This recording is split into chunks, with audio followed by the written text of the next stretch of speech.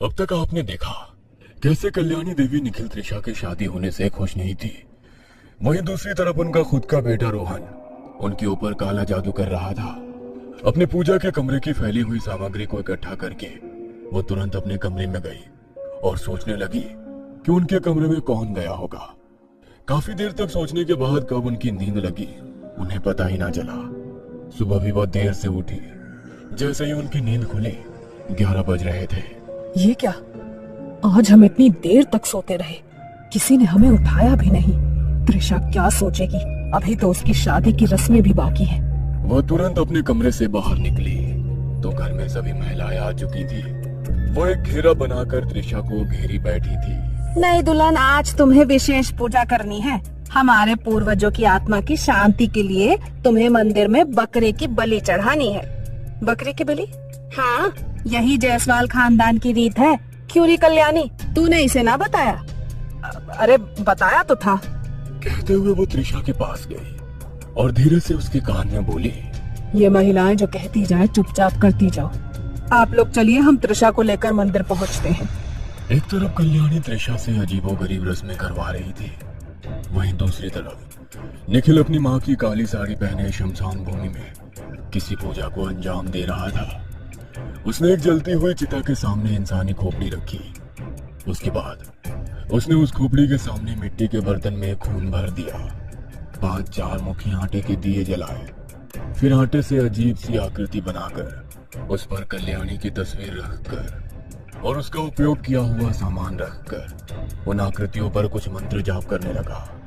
कुछ देर बाद उसने अपने झोले में से एक कपड़े की गुड़िया निकाली और उसे कल्याणी के उपयोग किए गए सामान पहना दिए। दूसरी तरफ त्रिशा कल्याणी के साथ मंदिर जाने को तैयार नहीं हो रही थी। कल्याणी बार बार त्रिशा को समझा रही थी। निखिल, अब तुम ही इसे समझाओ, क्या हम गलत कह रहे हैं? मंदिर जाकर सिर्फ बकरे की बलि ही तो देना है, फिर इतने नाटक क्यों? त्रिशा, तुम क्यों माँ की बात नहीं मान रही हो? ऐसा तो नहीं है कि तुम नॉनवेज नहीं खाती हो, बल्कि तुम्हें तो खुद ही मटन बहुत पसंद है। केवल बकरी की बलि चढ़ाकर ही तो आना है। मुझे मटन पसंद है, इसका मतलब ये तो नहीं कि मैं रोज जिंदा बकरे को काटती रहूं। मरे हुए बकरे को पकाना और जिंदा को अपने हाथों से मार देना बहुत अलग बात होती है। मैं कुछ नहीं सुनना चाहता, चुपचाप माँ के साथ जाओ।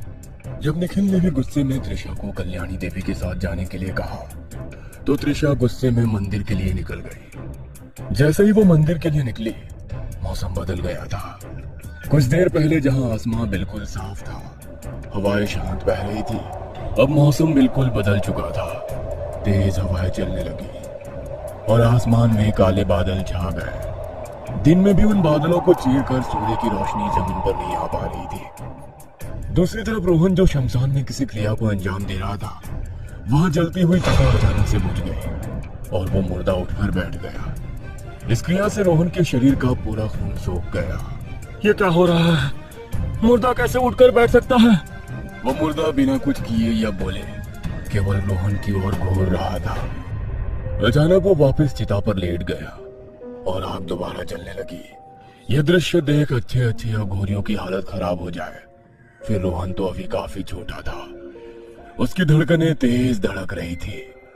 फिर भी उसने हिम्मत नहीं हारी और जलती हुई चिता से कुछ राख उठाई और कुछ मंत्र पढ़ते हुए उस राख को उस मानव खोपड़ी के ऊपर डालने लगा। वो खोपड़ी 2 हिस्सों में टूट गई। जैसे ही वो खोपड़ी टूटी, दूसरी तरफ मंदिर में जो बलि की रस्म चल रही थी वो पूरी हो चुकी थी। बकरे के खून से मंदिर में जो अजीब सी मूर्ति थी उसका स्नान कराया गया। मगर रोहन की तंत्र क्रिया के कारण कल्याणी जी का शरीर कांपने लगा, उनकी जबान लड़खड़ाने लगी और अगले पल उनका हाथ नीचे मुड़ गया और वो जोर से चीखी। माँ, क्या हुआ है आपको? आप इतनी तकलीफ में कैसे? कल्याणी से दूर हटो, हम देख लेंगे उसे क्या हुआ है। कल्याणी, तुम ठीक तो हो ना? क्या हुआ है तुम्हें, बताओ हमें। कल्याणी कुछ भी बोलने की स्थिति में नहीं थी। उसका शरीर खींच रहा था, चमड़ी अपने आप जगह से फट गई, जिसके कारण उसमें से खून निकल रहा था।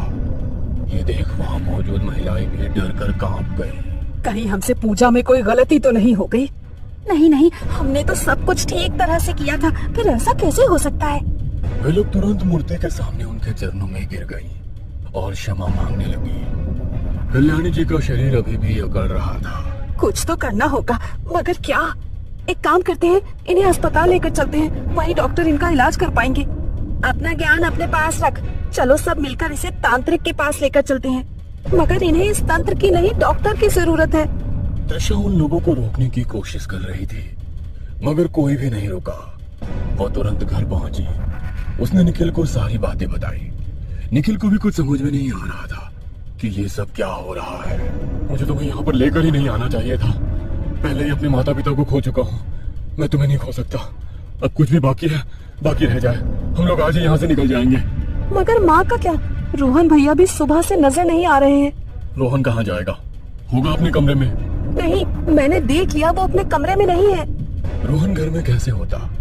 वो तो त्रिशा को पाने के लिए पूजा कर रहा था। उसका अगला शिकार निखिल था। माँ को तो मैंने अपने रास्ते से हटा दिया, अब केवल उस निखिल की बारी है।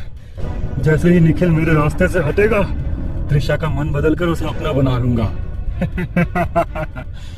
कहते हुए वो जोर जोर से हंसने लगा। उसने उस शमशान घाट में निखिल की तस्वीर निकालकर पूजा करना शुरू किया। घर पर निखिल की हालत खराब हो गई। वो चक्कर खाकर जमीन पर गिर गया। त्रिशा को समझ नहीं आया कि अचानक से निखिल को क्या हो गया। निखिल तुम ठीक तो हो ना? निखिल क्या हुआ तुम्हें? मैं तुम्हें कुछ भी नहीं होने दूंगी। ओह माय गॉड, जब से आई हूँ सब कुछ उल्टा ही उल्टा हो रहा है, कुछ समझ नहीं आ रहा। कहते हुए त्रिशा निखिल को सहारा देकर उठाने की कोशिश कर रही थी, मगर निखिल का शरीर बहुत भारी हो गया। तभी अचानक उसने और भयानक आवाज में बोला, त्रिशा तुम चले जाओ यहाँ से, मुझे मेरे हाल पर छोड़ दो। मैंने गलती करी तुम्हें यहाँ लाकर, चले जाओ चले जाओ। कहते हुए निखिल उसे धक्का देने लगा। अचानक ही निखिल का शरीर हवा में उड़ रहा था। ये देख त्रिशा जोर से चीख पड़ी। निखिल, निखिल कोई है, प्लीज मुझे बचाओ। निखिल, निखिल क्या हो गया तुम्हें? मगर उस वक्त हवेली में कोई भी मौजूद नहीं था जो निखिल और त्रिशा की मदद कर सके। तभी रोहन वहां पर आया और गुस्से में बोला, ये क्या निखिल, तुम अभी तक जिंदा हो? तुम्हें तो मर जाना चाहिए था। ये क्या बोल रहे हो? तुम होश में तो हो? सच बोल रहा हूँ। अभी नहीं मरा तो क्या हुआ, जल्दी ही मर जाएगा और तुम हमेशा के लिए मेरी हो जाओगी। हमारे रास्ते में कोई नहीं बचेगा, ना माँ ना ये निखिल, दोनों को अपने रास्ते से हटा दूंगा। कहते हुए वो अपने व्हील चेयर पर ही अपने कमरे में चला गया। त्रिशा को रोहन की बातें सुनकर बहुत हैरानी हुई, क्योंकि रोहन के वेशभूषा और उसकी बातें दोनों ही बहुत अजीब थे। ये रोहन कुछ भी बोले निखिल, मैं तुम्हें कुछ भी नहीं होने दूंगी। कहते हुए उसने निखिल को उठाने की कोशिश की, मगर निखिल का शरीर बहुत भारी हो चुका था। त्रिशा अपनी मदद के लिए भगवान को याद करने लगी और उसने हनुमान चालीसा का पाठ शुरू कर दिया। जैसे ही उसके हनुमान चालीसा के 7 पाठ पूरे हो गए, निखिल का शरीर हल्का हो गया था।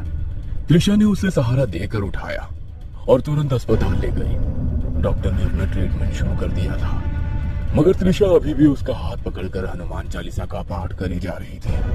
देखते ही देखते त्रिशा ने 108 हनुमान चालीसा के पाठ कर दिए। एक तरफ जहां रोहन की पूजा से कल्याणी जी की हालत पूरी तरह से खराब थी, उनके बचने की कोई उम्मीद नहीं थी, वहीं दूसरी तरफ निखिल अब त्रिशा की पूजा के कारण स्वस्थ हो गया था। मगर पूजा उल्टी पड़ने से रोहन की हालत खराब होने लगी। घर पर कोई भी उसकी मदद के लिए मौजूद नहीं था। उसके मुंह से खून की उल्टी हुई और उसके प्राण निकल गए। वहीं कल्याणी जी भी मर चुकी थी। निखिल और त्रिशा दोनों ने मिलकर उनका अंतिम संस्कार किया और दोनों हमेशा के लिए वापस यूएसए चले गए।